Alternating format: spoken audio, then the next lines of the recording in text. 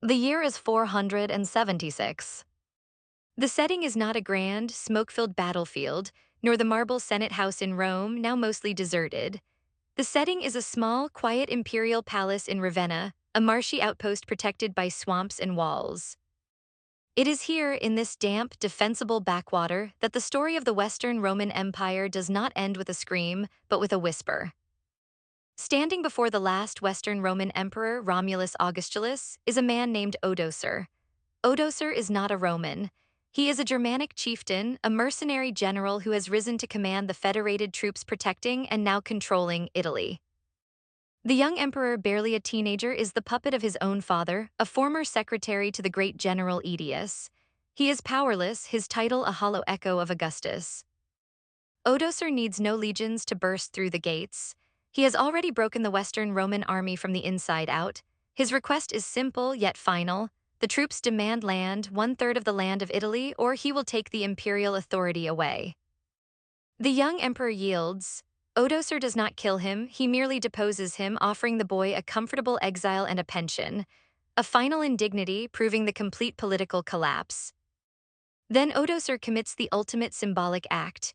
He gathers the imperial regalia, the purple robes, the scepter, the diadem, and sends them not to Ravenna, not to Rome, but across the sea to Constantinople, the capital of the surviving Eastern Roman Empire. The message was unmistakable. There was no need for a Western emperor. The vast, sprawling, unstoppable political machine that had defined the Mediterranean world for more than 800 years was finished. How could this happen? How could the masters of civilization, the builders of straight roads and soaring aqueducts, the creators of the law that still governs much of the world today, crumble so completely and so quietly? This is not a simple story of invasion. This is the story of structural decay, fiscal failure, and the lethal paradox of expansion. The very forces that created the Roman Empire, unlimited military expansion, wealth concentration, and a culture centered on conquest, were the same forces that over 500 long, complicated years hollowed it out from the inside. We often imagine the fall of Rome as a sudden cataclysm, a single, decisive battle where the final barbarian horde shattered the gates. That image is utterly wrong. The collapse was a slow, agonizing process. The Western Empire did not die suddenly, it became insolvent, overextended, and finally irrelevant. It lost its ability to collect taxes, pay its army, and feed its citizens long before Odoacer stood in Ravenna. Today, we will trace the fault lines back to their origin, to the feverish expansion following the Punic Wars, which brought unprecedented wealth but wrecked the moral core of the Republic. We will meet the men who tried desperately to save the sinking state, Gaius Marius, who unknowingly armed the empire's executioners, Diocletian, the rigid bureaucrat who tried to tax his way out of disaster, and Emperor Valens, whose single, tragic miscalculation at Adrianople sealed the West's fate. The fate of the West hinged not on the strength of its enemies, but on the profound choices made by a handful of men, choices about citizenship, money, loyalty, and God. These choices are why the map of Europe looks the way it does today. These choices reveal timeless lessons about the limits of power, the necessity of institutional flexibility, and the simple truth that an empire cannot outrun its own debts forever. From the legions of the Republic to the final, discarded crown of Romulus Augustulus, this is the history of how the West was won, and then slowly, tragically lost. To understand the fall, we must first understand the height. The story begins not with emperors, but with the ruthless, tireless engine of the Roman Republic in the 3rd century before the Common Era. Rome's defining challenge, the conflict that transformed a regional power into a global hegemon, was its struggle against Carthage. The Punic Wars, a century of bloody existential conflict starting around 264 before the Common Era, were wars of attrition, testing Rome's resilience to the breaking point, most famously when Hannibal Barca shattered Roman legions at Cannae. Yet Rome's ability to absorb defeat, rebuild, and return, a relentless, almost fanatical commitment to total war, proved the decisive factor. By 146 before the Common Era, Carthage lay in ruins, the land salted and symbolically cursed.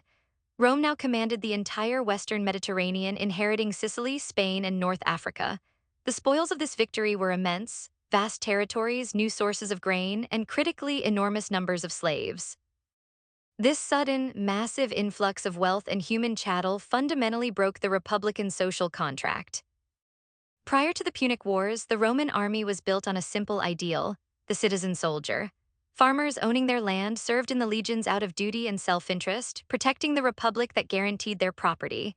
But when these citizen soldiers were away for years fighting in distant Spain or Greece, their farms fell into ruin.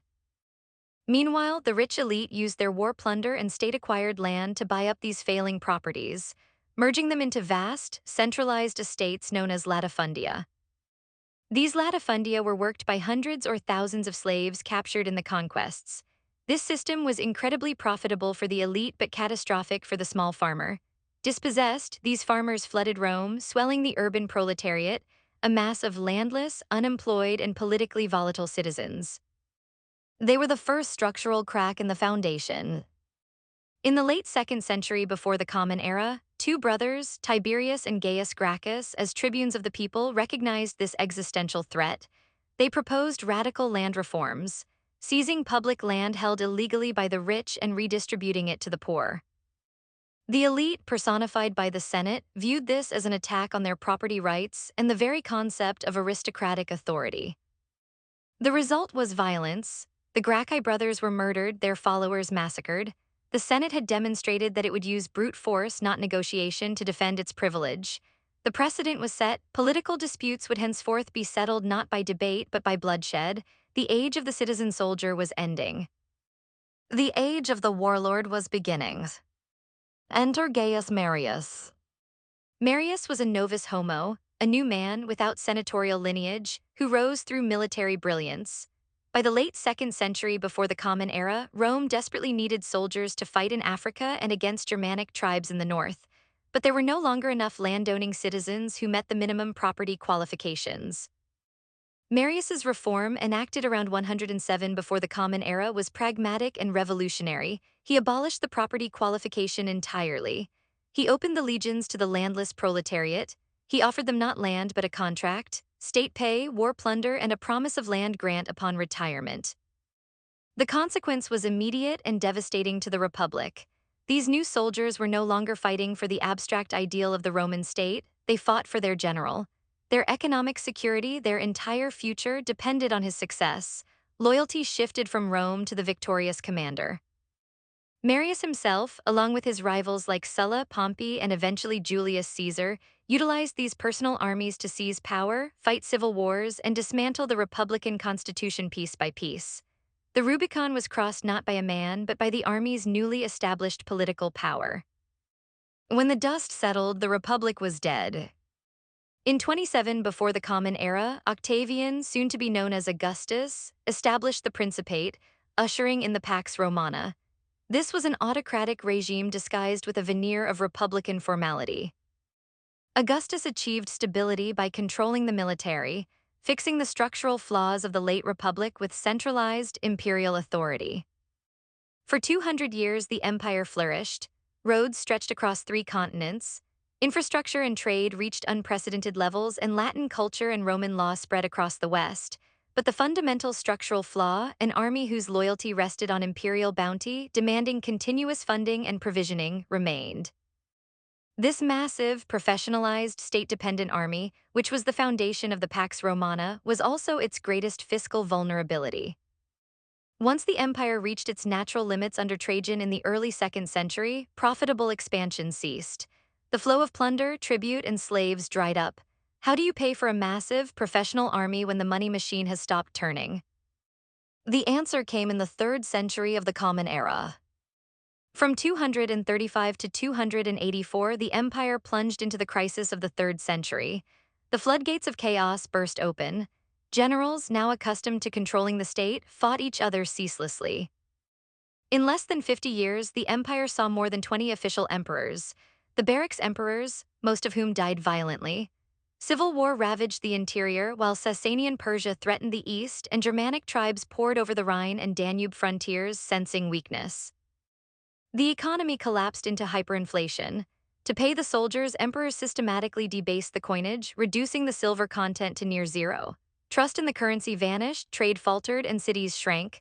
The vast, interconnected Roman world began to fragment into smaller, localized units. the overextended system had finally snapped. When Diocletian seized power in 284, the empire was a desiccated husk. Everything still looked like Rome on the surface, but the small cracks, begun centuries earlier with the Gracchi and Marius, were now fissures running through every institution. Diocletian's task was not to save Rome, but to institutionalize survival. He did this through a system of rigid tyrannical control and, most critically, administrative division. He decided the empire was simply too vast for one man to rule. The West's slow, structural descent was about to become official policy. Act 1, the fix that failed Diocletian's rigidity. Diocletian was not a man of subtle philosophy or flexible administration. He was a ruthless, cold pragmatist, a soldier who believed stability required absolute, unyielding order. His response to the crisis of the 3rd century was to impose a state bureaucracy so heavy, so rigid, that it suffocated the very life out of the state it was meant to save. His first major reform was the tetrarchy, the rule of 4. He formally divided the empire into 2 administrative halves, east and west, each ruled by an Augustus, senior emperor, and assisted by a Caesar, junior emperor and successor. This was a brilliant military and administrative solution. Now, threats on any border could be addressed locally without waiting for an emperor to travel across the vast realm. But this structural fix came at a massive price. The empire now had 4 capitals, 4 courts, and most crushingly, 4 massive bureaucracies and 4 armies. The military was almost doubled in size to nearly 500,000 men. How do you pay for this gargantuan apparatus when the economy is still broken? Diocletian's answer was taxation and control. He introduced a brutal, complex system of land and head taxes, requiring endless censuses to calculate the exact number of people and taxable land units, capita and iuga. These taxes were demanded not in debased currency, but often in kind, grain, oil, cloth, and labor. This was an attempt to restore the state's fiscal solvency by literally seizing what it needed to feed and equip its army. To prevent the entire system from collapsing under the tax burden and the hyperinflation he couldn't fully control, Diocletian enforced state control over nearly all productive labor. Farmers were tied to their land, the colonnatus system solidified, turning free tenants into serfs. Sons were forced to follow their fathers' trades. Bakers must remain bakers, ship captains must remain ship captains. Diocletian's reforms stabilized the borders, halted the currency debasement, and ended the political chaos of the barracks emperors. But they did so by turning the Roman Empire into a rigid, highly regulated state that actively crushed the private initiative, free markets, and local autonomy that had fueled the Pax Romana. The empire was surviving, but the quality of life, economic innovation, and personal liberty were shattered. Diocletian's system, though brilliant in its pragmatism, was economically fatal in the long run. It fixed the empire in a permanent state of crisis management, one that demanded crippling taxes to support an unmanageable military apparatus. When Diocletian voluntarily retired in 305, the only Roman emperor ever to do so, the Tetrarchy, designed to prevent civil war, immediately collapsed into one. From this chaos emerged Constantine the Great. Constantine fought his way to sole power, eventually reunifying the empire, at least temporarily. His reign cemented 2 transformations that would define the next 1,000 years. First, the ideological transformation. In 313, he legalized Christianity with the Edict of Milan, and later, he convened the Council of Nicaea, beginning the process of aligning the imperial apparatus with the rapidly growing Christian faith. This decision provided a new, unifying ideological glue for the fractured state, which, for the East, proved critical for survival. Second, the geographical transformation. Constantine founded his new capital at Byzantium, strategically located at the crossroads of the Black Sea and the Mediterranean, renaming it Constantinople, New Rome.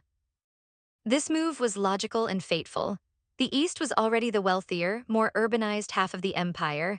It contained the rich grain supplies of Egypt and the deep commercial networks of Asia Minor and Syria. Placing the capital there secured the heart of the Roman economy. But this action was the political equivalent of a divorce. It cemented the reality that the center of gravity, power, and money had permanently shifted away from the Latin West. When Constantine died and the empire was divided again, the West was left structurally weaker, economically poorer, and facing the most exposed frontiers. Act 2, the final divorce and the Eastern shift. The final permanent administrative division occurred in 395, upon the death of Emperor Theodosius I. The empire was split between his two young sons, Arcadius taking the east and Honorius the west. This was intended merely as an administrative measure, yet it set the two halves on fundamentally divergent paths. The West was doomed to face a lethal synergy of problems the East successfully avoided.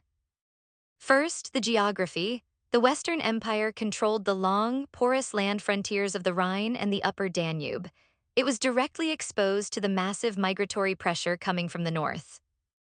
The Eastern Empire, protected by the narrow Bosporus and Constantinople's magnificent triple walls, possessed more defensible, shorter borders, and critically enough wealth to often buy off external threats. Second, the finance. The West lacked the rich tax base of Egypt and Anatolia.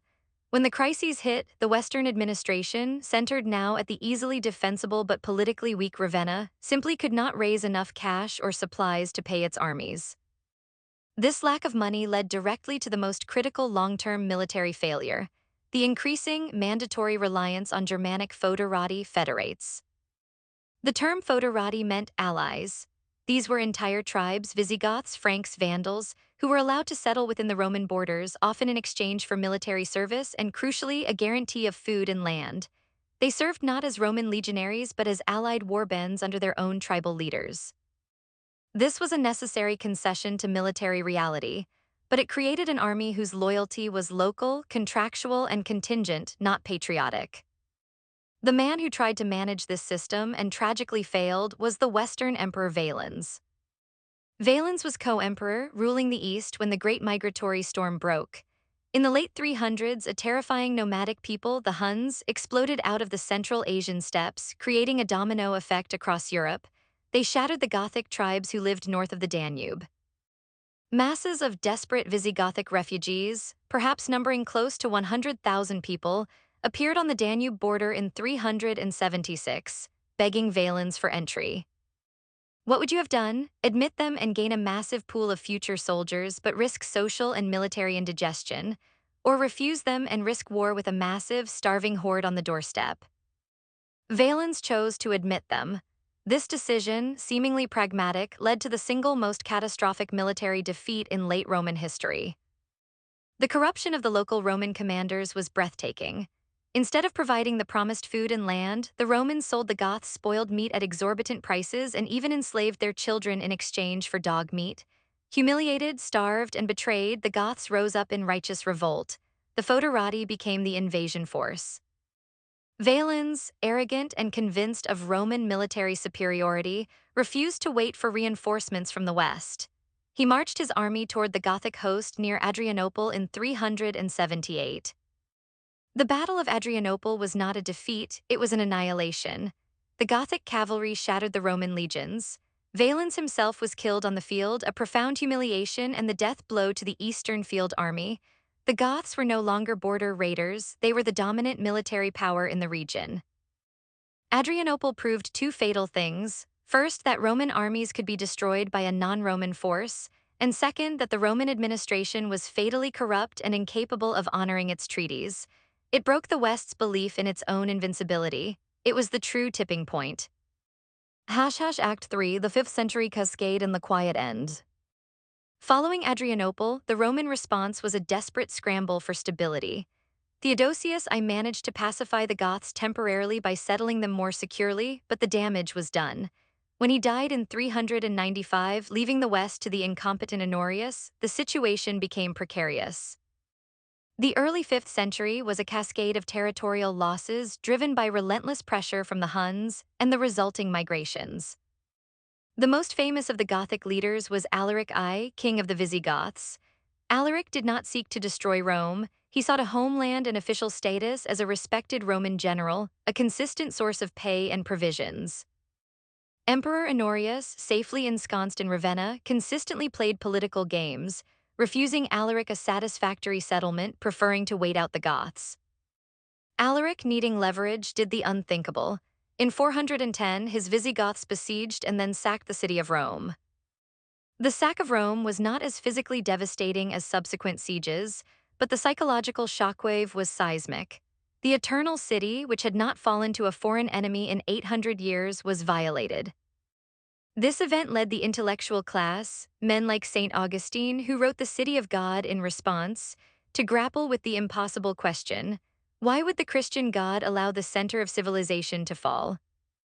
The years following 410 saw the empire hemorrhage territory. A new existential crisis erupted in the West, centered on the most vital region of all, North Africa.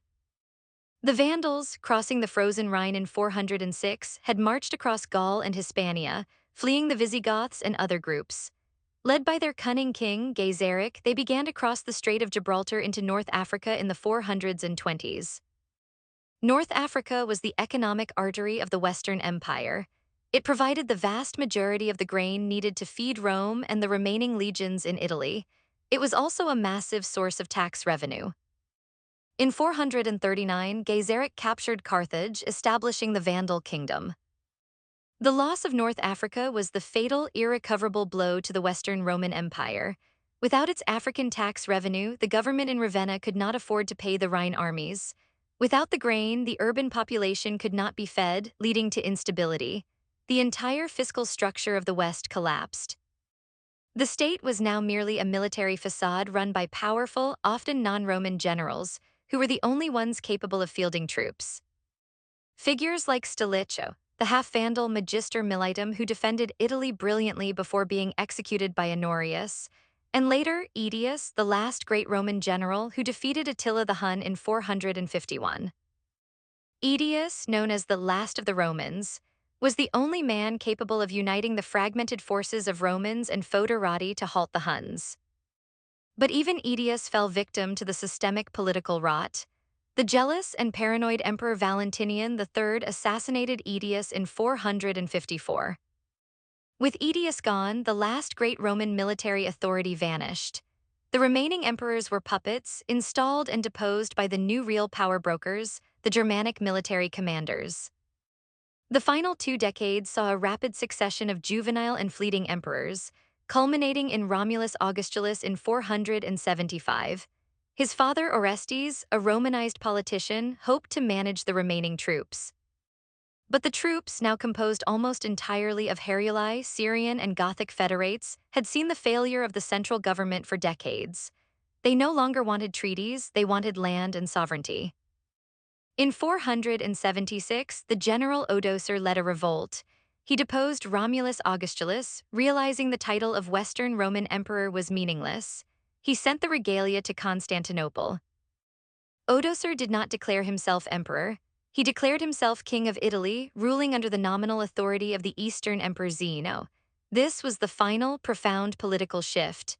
The structure of the Western Empire had not been conquered by an external power, it had simply been retired by its own disgruntled military. The state was finally closed for business. The collapse of the Western Roman Empire was an event whose reverberations shaped the next 1,000 years of history.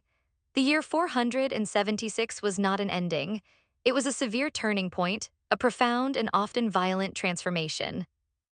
The immediate aftermath, fragmentation and decay. The immediate impact in the West was the definitive political fragmentation. The vast territory was now a patchwork of autonomous, ethnically distinct successor kingdoms. The Franks were consolidating power in Gaul, the Visigoths held Spain and parts of Gaul, the Vandals controlled North Africa and the Mediterranean islands, and Odoacer ruled Italy, later supplanted by the Ostrogoths under Theodoric the Great. Crucially, the centralized fiscal system collapsed. The ability to collect taxes across long distances vanished entirely. Tax revenue, which once funded the legions, civil service, roads, and aqueducts, stopped. The economic and social consequence was catastrophic for the complex urban society of the West. Cities, which had relied on subsidized grain and centralized administration, shrank dramatically. Londinium, London, was largely abandoned, its intricate Roman infrastructure decaying. The long-distance trade routes that had linked Britain to Egypt fragmented. Archaeological evidence powerfully documents this decline. In many areas of Britain and Gaul, the use of fine imported pottery ceased entirely.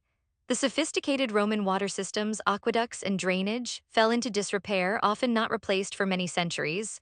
literary rates plummeted. The advanced engineering that had defined the Pax Romana was lost knowledge for generations in the West. Material culture reverted to localized, less sophisticated patterns. This was a true collapse in material living standards, as argued by historians like Brian Ward Perkins. The collapse of the military and the state created a massive vacuum of security. Life became localized, ruralized, and precarious. The small-scale warfare of rival Germanic kings replaced the grand campaigns of the legions. The contrast, the Byzantine continuation. While the West fractured, the Eastern Roman Empire, what we now call Byzantium, endured and flourished. The crucial factor was resilience. Constantinople, with its strategic location and massive walls, was nearly impregnable. The Eastern Empire retained control over the richest provinces, Egypt and Asia Minor, ensuring a continuous, solvent tax base and food supply. Unlike the West, the East could afford to pay off, deflect, or properly manage its foederati. The East was politically and culturally Roman, maintaining the tradition of emperors, Roman law, and sophisticated bureaucracy for another 1,000 years, until 1453. Byzantium preserved classical learning, acting as a buffer against Eastern threats and ensuring that the Roman legacy was not extinguished from the world, only repositioned. The very idea of Rome survived in the East. The long-term legacy, law, and the medieval world. The political collapse of 476 was not a cultural annihilation. The Romans did not vanish, they merged. The Germanic successor kings, such as Theodoric the Ostrogoth, admired Roman culture and governance. They often retained Roman administrative structures, used Roman officials, though supervised by Gothic military authority, and preserved Roman law for their Roman subjects. This blend of cultures, Roman administration, Christian faith, and Germanic military custom, became the foundation of medieval Europe. The most enduring and invisible legacy of Rome is its law. Even as the Western Empire fell, the tradition of codified, systematic jurisprudence persisted. In the early 6th century, the Eastern Emperor Justinian I commissioned the monumental Corpus Juris Civilis Code of Civil Law, which consolidated 800 years of Roman legal thought. This codified Roman law, rediscovered in the High Middle Ages, became the basis of civil law for continental Europe, and its concepts fundamentally shaped common law systems worldwide. It provided the intellectual blueprint for concepts of property, contract, and justice. Even today, nearly 90% of the world's legal systems have indirect Roman roots. The Roman sword rusted, the Roman law endured. The vacuum of centralized political authority in the West was increasingly filled by another Roman institution, the Church. The Bishop of Rome, the Pope, became the moral and sometimes secular leader of Italy and Western Europe, preserving Latin, administering charity, and maintaining the only surviving pan-European administrative network. The papacy was the institutional continuity of Roman authority after the empire failed. A critical counterfactual. To stress the importance of the economic factor, consider a limited counterfactual.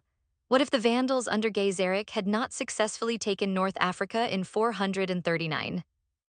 If the Western Empire had retained control over its North African tax base and grain supply, it would have retained the economic solvency necessary to pay its armies reliably. Without that critical revenue, the government in Ravenna had no leverage. It could not fund the legions necessary to fight the Huns or manage the Visigoths. The collapse of the currency and the tax base preceded the political collapse. The loss of Africa, more than the sack of Rome or the deposition of an emperor, was the financially fatal decision that made 476 inevitable. If the Western state could have afforded to survive, it might have transformed more gradually, perhaps retaining imperial authority for another century, mirroring the slow transformation of the East. But without the money, the empire, like any business, simply went bankrupt.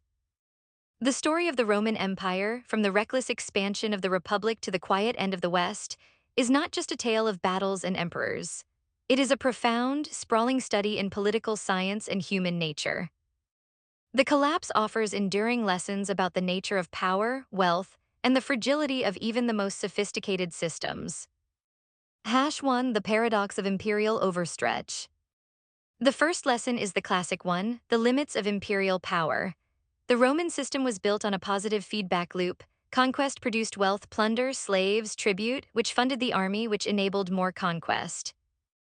The moment the system hit its natural boundaries, the loop reversed. The vast territory required an ever larger professional army for defense, demanding constant, immense expenditure. But the cessation of conquest meant the revenue stream had stopped. The empire was forced to maintain a wartime budget during peacetime, funding it through internal taxes and, disastrously, currency debasement. This debt-to-defense trap is the core structural failure. The Roman experience demonstrates that territorial expansion beyond the capacity of centralized administration and sustainable economic backing is not strength. It is a long-term liability. When the cost of maintaining the empire exceeds the benefit it returns, the collapse is inevitable, regardless of the quality of the emperors. #2. The failure of institutional rigidity. The second lesson concerns institutional flexibility versus rigidity. The crisis of the 3rd century proved that the Roman system, built for a smaller republic and loosely adapted into the Principate, was not resilient. It shattered into 1,000 pieces under pressure. Diocletian's solution was to impose rigid tyrannical order, fixed prices, mandatory professions, and a crushing bureaucracy. This system worked in the short term to stop the bleeding, but it utterly destroyed the economic vitality of the state. It prevented adaptation, innovation, and local initiative. The Roman state became a brittle exoskeleton, incapable of bending when the external migratory shock arrived. In contrast, the Eastern Empire was more adaptable. Its system of governance, its use of Greek for administration, and its flexible diplomacy, sometimes paying off, sometimes fighting, sometimes settling enemies, gave it the resilience the West lacked. The West was strangled by the very fixes, the heavy-handed taxation and rigid control designed to save it. #3. The corrosion of internal division. The final lesson is the importance of internal cohesion and shared stake. The seeds of decline were sown centuries before the Goths arrived, when the Gracchi brothers were murdered. The Senate's refusal to address economic inequality meant that the Roman elite actively protected their wealth, even at the cost of the citizen body and the state's long-term military health.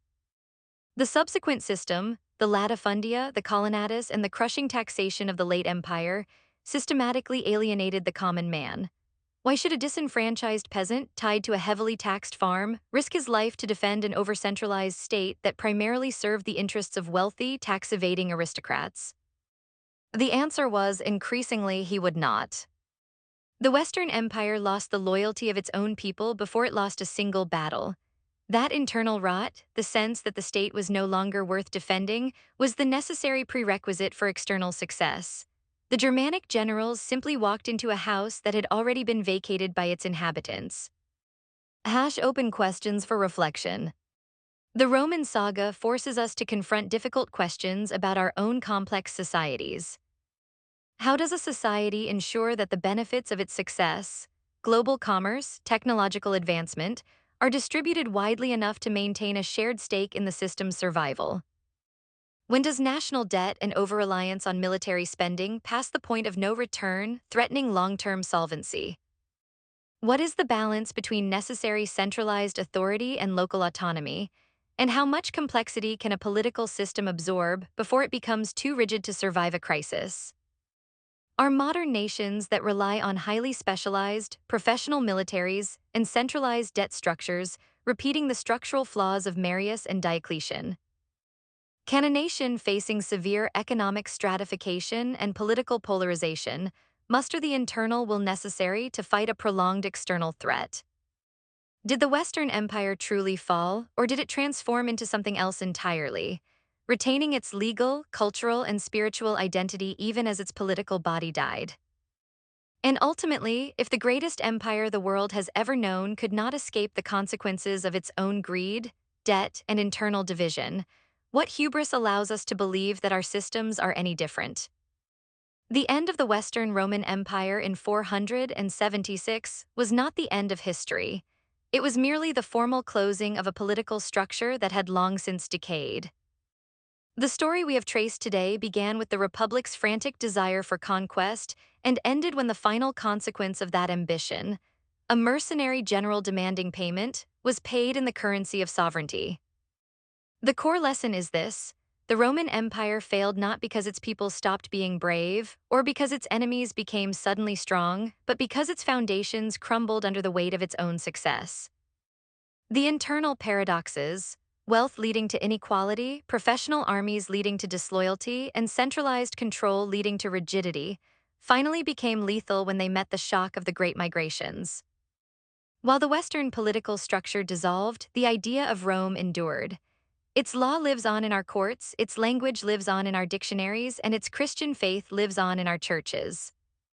The quiet deposition of Romulus Augustulus in Ravenna marked the transition from the ancient world to the medieval world, setting the stage for the dramatic rise of new powers. Next time, we could explore the incredible thousand-year saga of the surviving Eastern Roman Empire, Byzantium, the true heir to Rome, which faced down Huns, Arabs, and Crusaders.